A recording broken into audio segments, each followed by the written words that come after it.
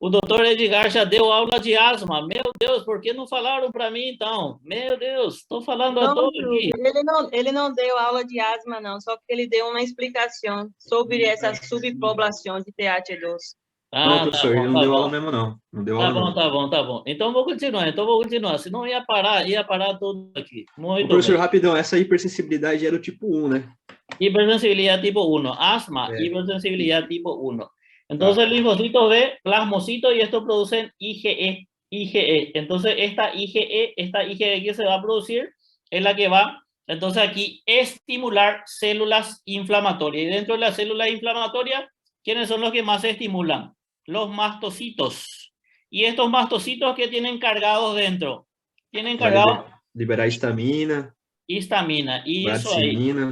Hizo ahí. Entonces ahí es donde nosotros tenemos una hiper respuesta y tenemos ahí que se van a producir los mediadores inflamatorios, ahí como ustedes dijeron, la histamina principalmente.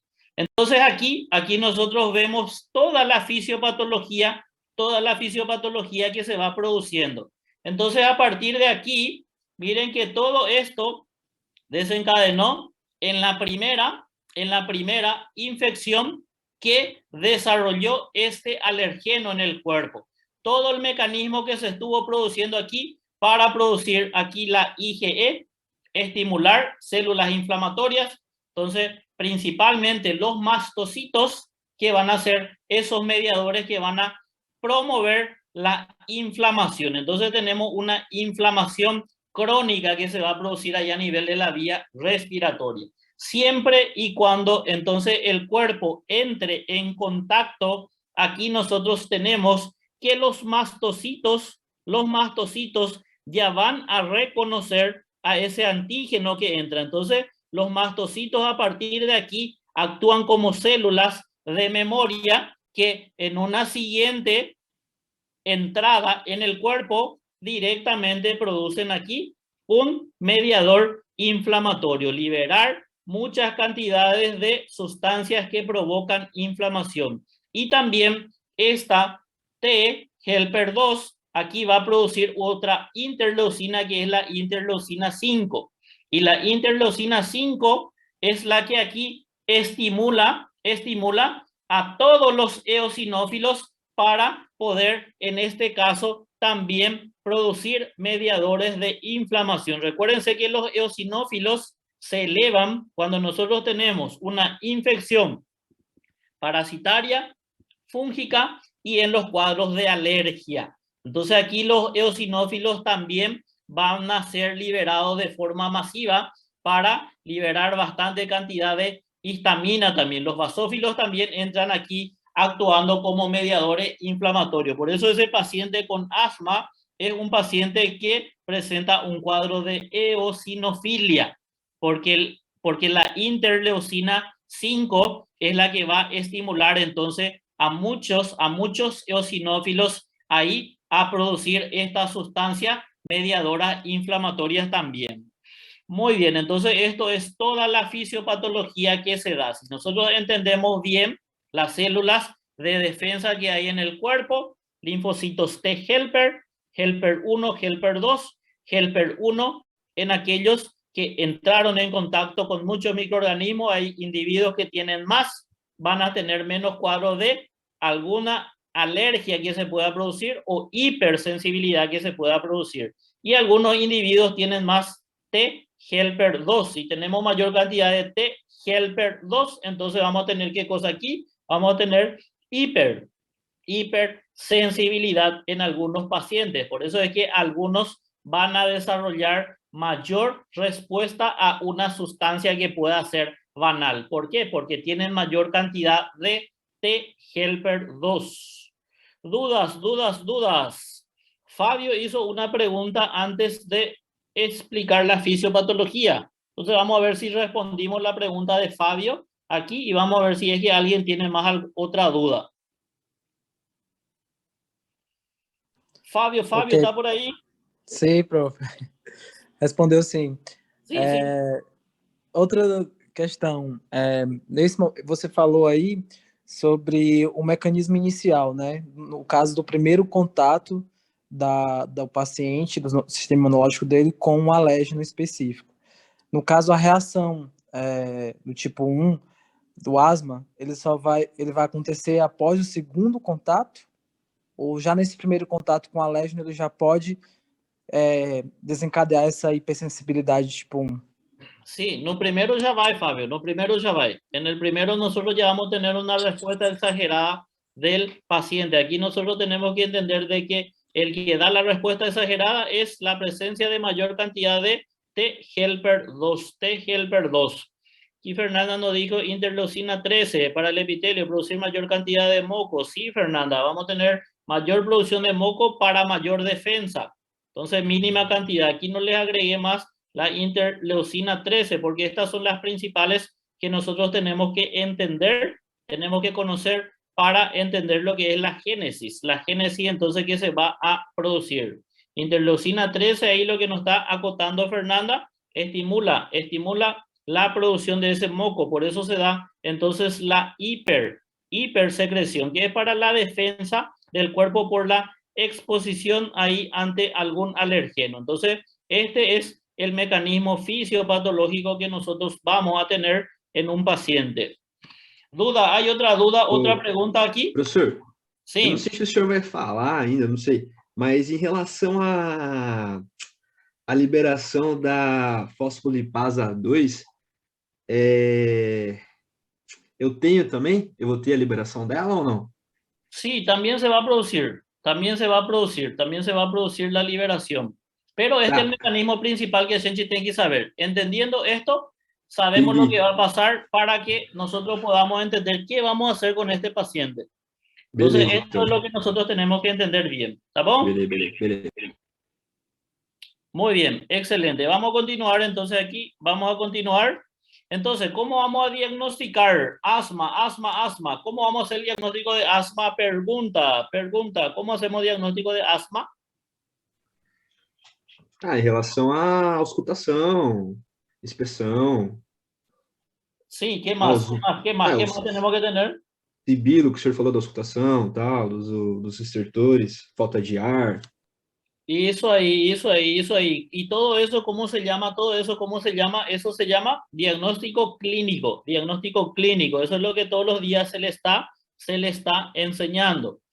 Inmunoterapia se puede curar en las crisis. En las crisis se suele usar Salman inmunoterapia, pero no es necesario. Aquí nosotros directamente tenemos que tratar de evitar. Vamos a hablar un poquitito de tratamiento, pero no vamos a profundizar.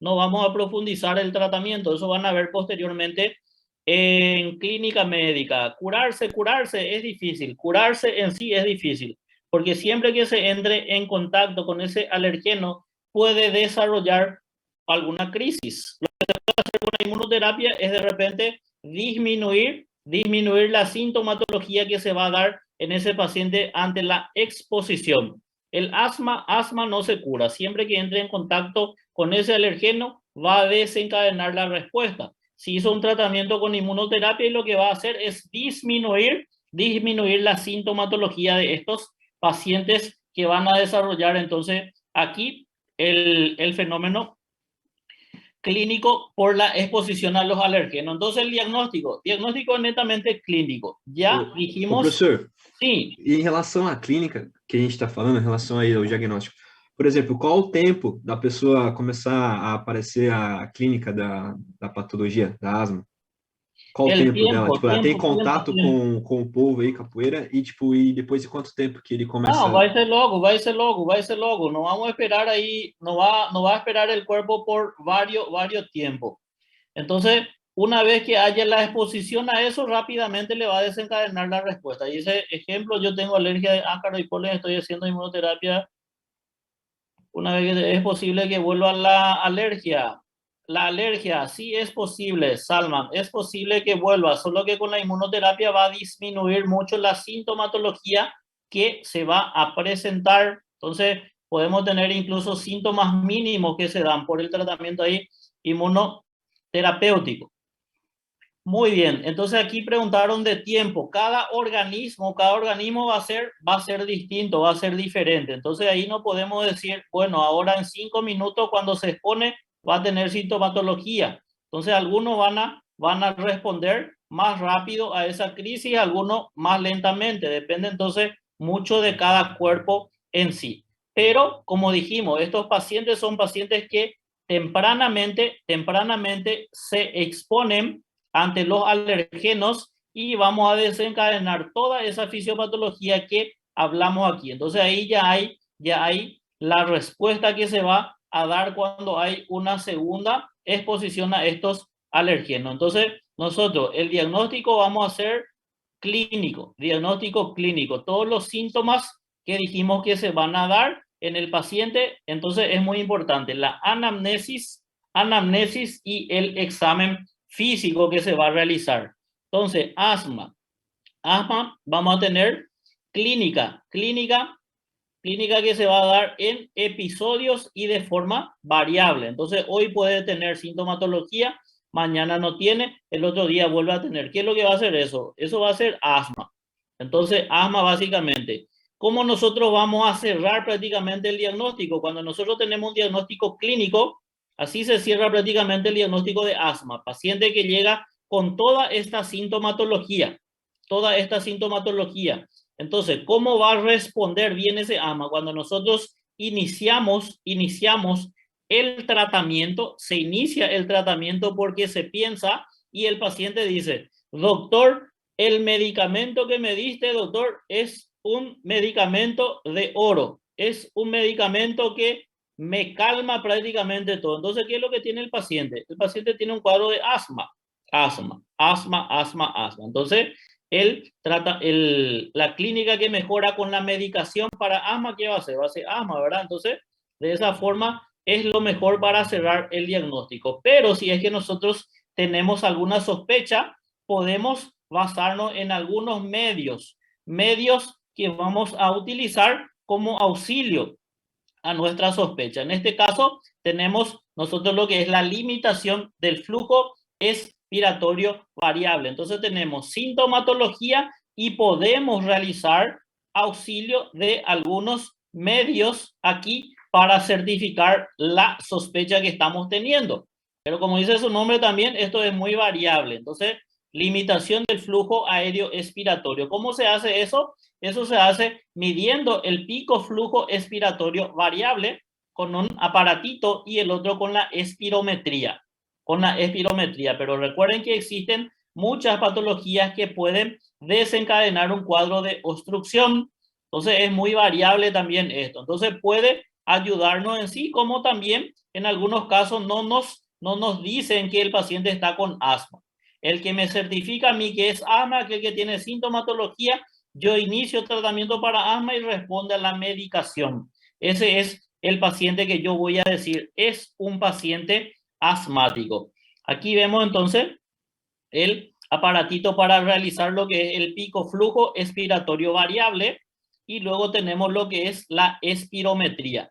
Entonces, en la espirometría, ¿qué es lo que evalúa el neumólogo? El neumólogo evalúa la respuesta al broncodilatador. Si responde al broncodilatador, probablemente sea asma.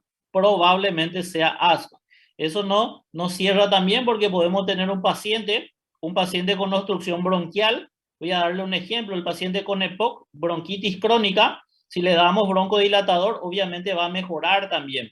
Entonces, lo principal es la clínica. Entonces, comenzó en edades tempranas, tiene sibilancia, tiene dificultad para respirar, chillido de pecho, opresión torácica, inicio tratamiento, mejora con la medicación, es un paciente asmático. Entonces, con esto yo me puedo guiar para poder de repente encerrar siempre y cuando tenga la clínica de asma.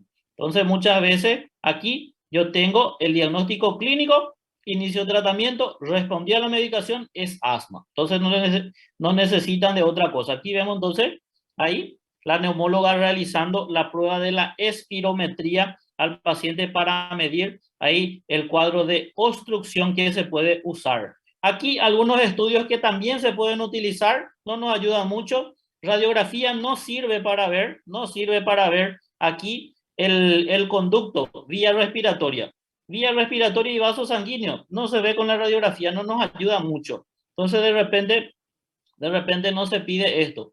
Podemos ver ahí una radiografía normal, entonces prácticamente no me ayuda nada en eso, como también puede mostrar signos de hiperinsuflación, ¿verdad? Pero esto en cuadros así que estén en un cuadro agudo, en donde el paciente no está consiguiendo revertir. Ahí es donde vamos a encontrar hiperinsuflación. Pero sabemos que de forma natural ese paciente puede vencer esa obstrucción y no vamos a ver hiperinsuflación. Vamos a ver una radiografía normal.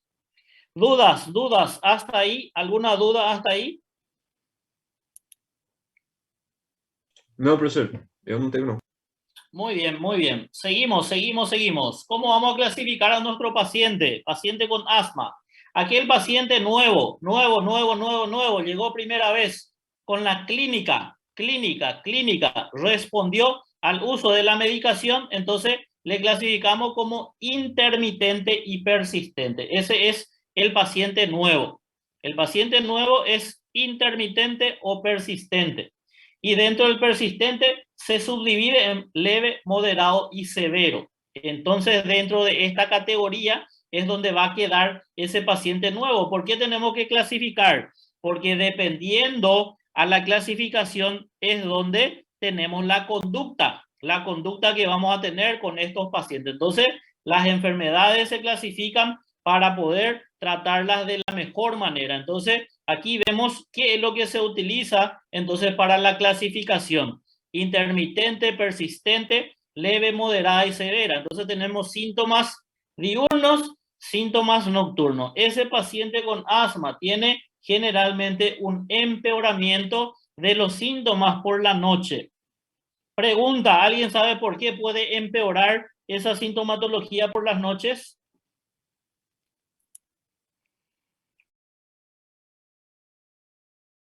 ¿Por qué podemos tener un empeoramiento? Síndrome de la apnea obstructiva del sueño. No, Abraham, no. Falta de aire. No. ¿Por qué podemos tener un empeoramiento? ¿Por qué puede haber empeoramiento nocturno?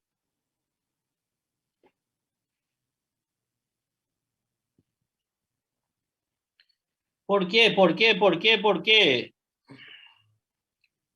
Disminución de la frecuencia respiratoria durante el sueño. No, Israel. No.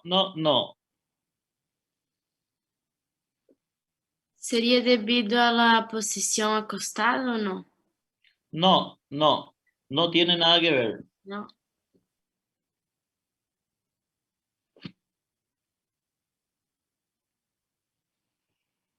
Enfriamiento de la vía respiratoria, Selene, no. Esto tiene que ver directamente con el ciclo circadiano. Eso vamos a ver después otra vez. Endocrinología. Recuérdense que aquí para el ciclo circadiano, entonces cuando una persona se despierta, va a tener una liberación masiva ¿de qué? Liberación masiva de corticoides por la glándula suprarrenal. A nivel de la corteza tenemos la capa glomerular, la capa fasciculada, y la capa fasciculada es la que va a producir el cortisol, el ciclo circadiano, liberación masiva de ese cortisol que estimula el catabolismo de todos los nutrientes para producir energía. Pero durante las noches se va a disminuir ese proceso de formación de ¿qué? De formación de cortisol durante el sueño, porque nosotros no necesitamos realizar catabolismo de nada. Entonces, estos pacientes durante la noche van a tener menos cantidad de cortisol. ¿Qué es el cortisol? El cortisol, aparte de ser una hormona que estimula el catabolismo, el cortisol también actúa como un antiinflamatorio natural. Entonces ahí es donde disminuye y hay menos ahí antiinflamatorio natural a la vía respiratoria. Por eso estos pacientes durante las noches pueden tener un empeoramiento, agravamiento de su cuadro. Entonces esto es lo que se evalúa. Luego la respuesta al pico flujo expiratorio, a la espirometría y se ve la variabilidad que hay entonces. Entonces ahí tenemos nosotros la clasificación de paciente: intermitente, persistente, leve, moderado y severo.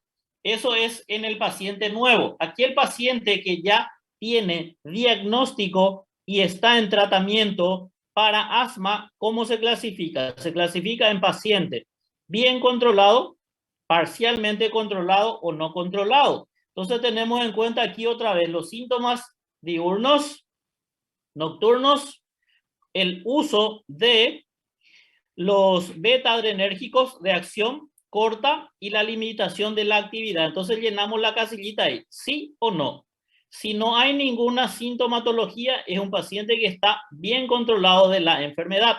Si tiene 1 o 2 de los 4 que tenemos aquí, entonces el paciente está parcialmente controlado. Si tiene 3 o 4 de lo que nosotros estamos viendo aquí, entonces es un paciente que está mal controlado.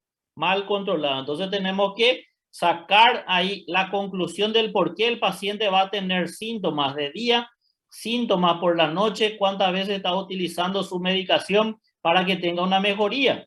Entonces tenemos que nosotros tratar de no curar a este paciente, sino que paliar esos síntomas. Recuérdense, si es que este paciente yo no resuelvo la obstrucción, esa obstrucción, ahí las células, ahí los fibroblastos pueden generar tejido colágeno, que posteriormente van a llevar a una inflamación crónica, o más bien a una obstrucción crónica del aparato respiratorio. Muy bien. Tratamiento, entendiendo toda la fisiopatología, cómo nosotros vamos a tratar un paciente con asma. Fisioterapia, professor. Fisioterapia. Pode ser que sim, como pode ser que não. Pode ser uma conducta. Broncodilatador, dice Salman. Broncodilatador. Tratamiento. ¿Cómo vamos a tratar? Nação. Antihistamínico. Tratamiento. Antihistamínico. Antihistamínico no tiene una buena respuesta para el asma. Tratamiento. Beta-bloqueador ou anticolinérgico também. Sí, recuerden, cuando nosotros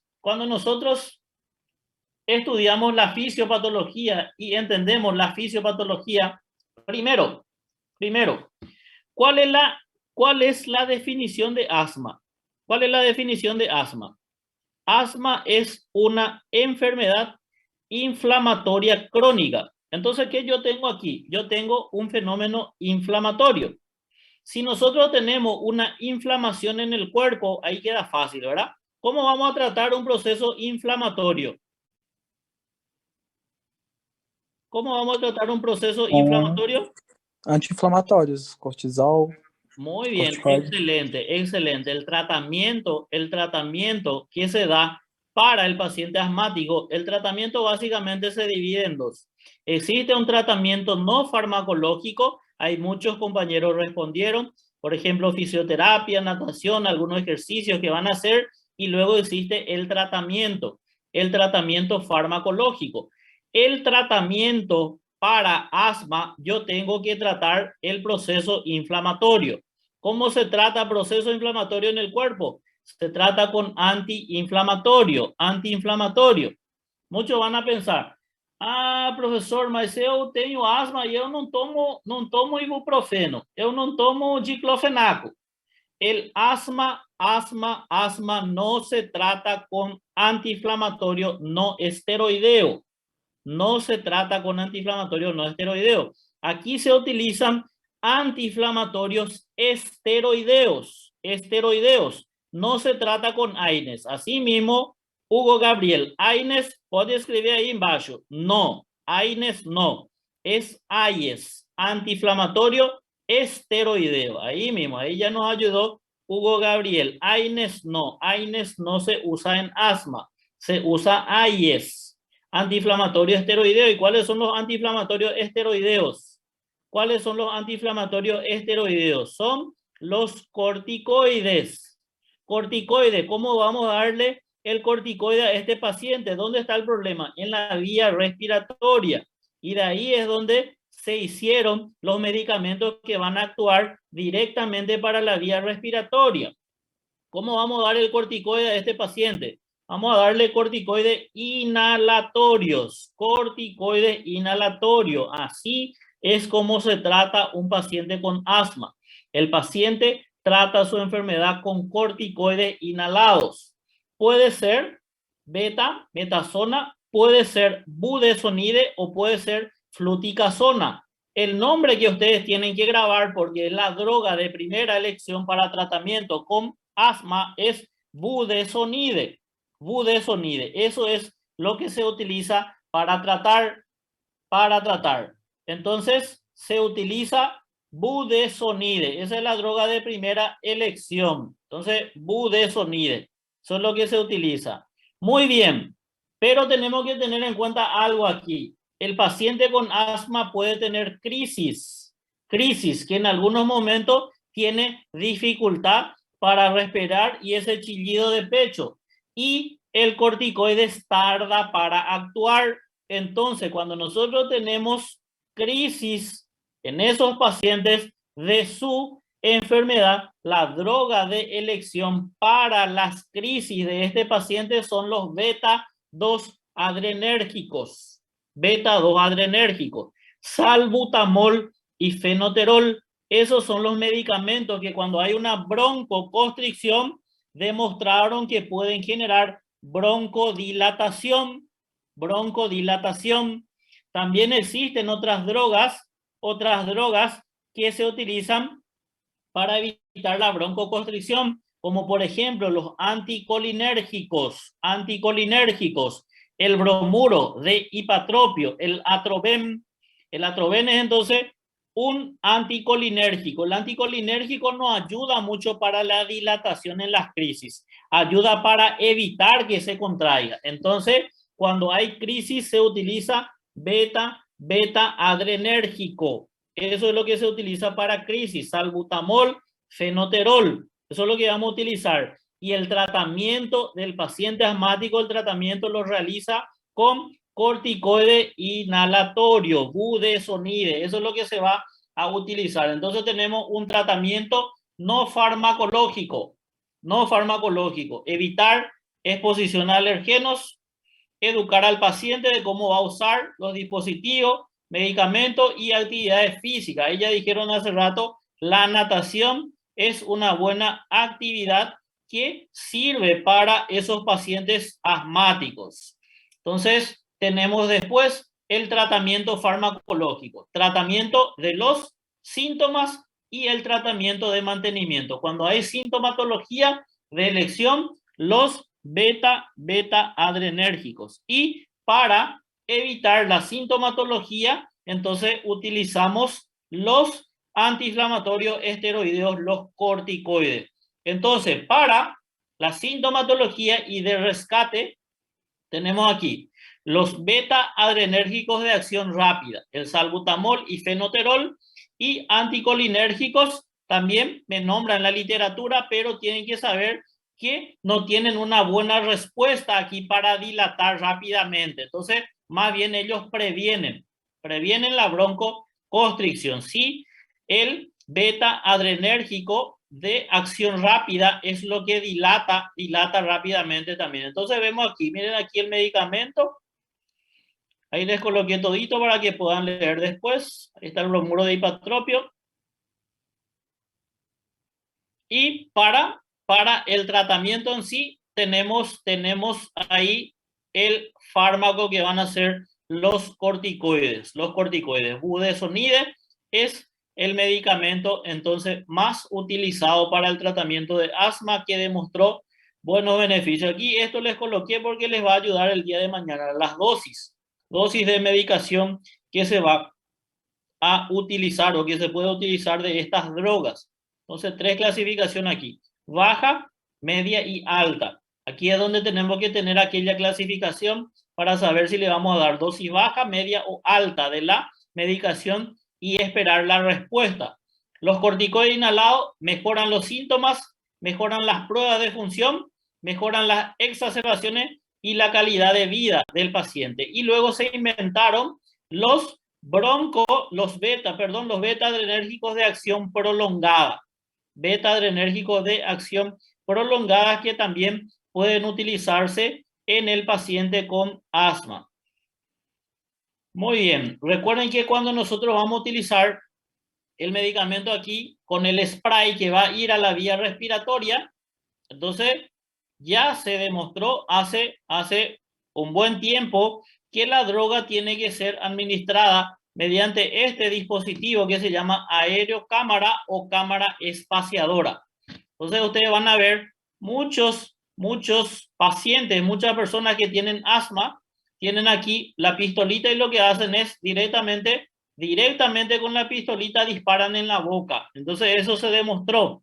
Eso va a la orofaringe y lo que más se produce con ese fármaco es tragar el fármaco. O sea que van a tratar asma del estómago, ahí sí es que hacen eso. Nosotros queremos tratar asma de la vía respiratoria, no del estómago. Entonces, el medicamento aquí se dispara en la aerocámara y ese paciente tiene que inhalar ese. Ahí es donde va a ir el medicamento donde nosotros queremos, directamente a la vía respiratoria. Si es que no tenemos la aerocámara o va al hospital, entonces podemos hacer ahí la administración mediante la nebulización. Ahí es donde se coloca, entonces, en el aparato de nebulizador se colocan ahí los medicamentos y ese paciente, miren cómo está respirando ahí cada vez que inhala. Entonces, esto va a ir a la vía respiratoria. Muy bien. Complicaciones que podemos tener. El paciente con asma puede tener insuficiencia respiratoria, ya sea aguda o crónica. Esto puede tener alguna malformación ahí a nivel pulmonar que generan posteriormente bullas. Si se rompe, puede generar ahí neumotórax, si está con destino, mirando hacia el mediastino, si se rompe esto, entonces puede tener neumomediastino y también puede haber infección respiratoria recurrente porque sabemos que hay una éstasis, mucha secreción en ese sitio y cuando hay éstasis de algún material en el cuerpo, fácilmente tiene infección este paciente. Muy bien. Dice, después, ¿qué sucede si el paciente no mejora? Si el paciente no mejora, dice, comprobar adhesión al tratamiento, comprobar buen uso de la medicación, dudar del diagnóstico. Si no tenemos una respuesta, entonces esto es lo que nosotros tenemos que pensar. Principalmente dudar el diagnóstico. ¿Será que es asma? Yo estoy tratando como asma, pero mi paciente no mejora. Muy probablemente que no sea asma en algunos pacientes especiales. Por ejemplo, aquí tos crónica se puede ver en enfermedad del reflujo gastroesofágico. También existe lo que es el asma ocupacional. Aquel paciente que en el lugar de trabajo está el alergeno que de repente desencadena la crisis o se agrava directamente en el trabajo. Hay que analizar también el asma en aquellos pacientes que son fumadores y exfumadores, porque esto puede desarrollar también en ello el cuadro de enfermedad pulmonar obstructiva crónica. Y por último, el diagnóstico diferencial. Bronquitis aguda va a tener la misma sintomatología, pero en este caso lo principal es por una infección de tipo viral. Yo trato eso, va a pasar y no va a volver a tener. Sin embargo, el asma, yo voy a tener episodios de esa crisis en ese paciente. Enfermedad pulmonar obstructiva crónica, ya en pacientes con edad y aquellos fumadores principalmente. Bronquiectasia es cuando hay una destrucción de la musculatura bronquial. Hay que ver también el tumor endobronquial, cuerpo extraño en la tráquea. Neumonitis por hipersensibilidad también se puede producir o una disfunción de las cuerdas vocales. Y recordar, esto van a escuchar mucho, no toda sibilancia, no todo lo que chilla en el pecho es asma. Entonces ya hablamos de eso, que muchas entidades, muchas patologías que tenemos pueden generar chillido de pecho y el paciente no es que por chillido de pecho le vamos a llamar que tiene asma. Muy bien. Con esto estamos concluyendo nuestra clase del día de hoy. ¿Hay alguna duda? ¿Hay alguna pregunta? Eu não tenho, professor. Obrigado. Muy bien, excelente. Dúvidas.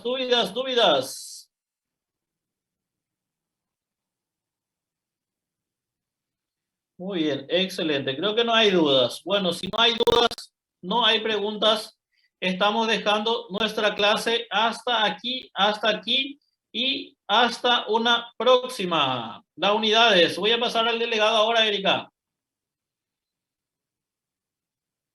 Los slides pasamos ya a los delegados, pero de todas formas voy a pasarle otra vez al doctor Edgar para que pueda cargar en la plataforma. ¿Está bien?